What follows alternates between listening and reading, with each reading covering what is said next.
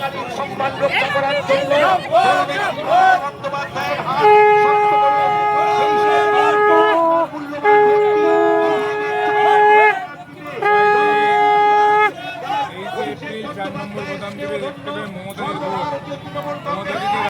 সম্প্রীতি বজায় রাখতে গেলে জননেত্রী মমতা বন্দ্যোপাধ্যায়ের হাত শক্তিশালী করতে হবে। জননেত্রী মমতা বন্দ্যোপাধ্যায়ের হাতকে শক্তিশালী করতে গেলে আগামী 23 এপ্রিল আপনার আমার ঘরের ছেলে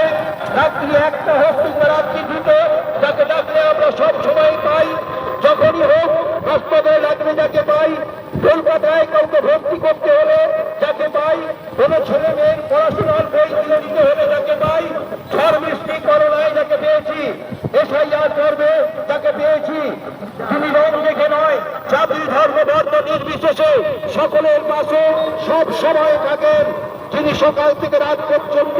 মানুষের সেবায় স্কুটি চালিয়ে ছুটে বেড়ান, সেই বিপদের বন্ধু, অসময়ের বন্ধু সুজয় হাজরাকে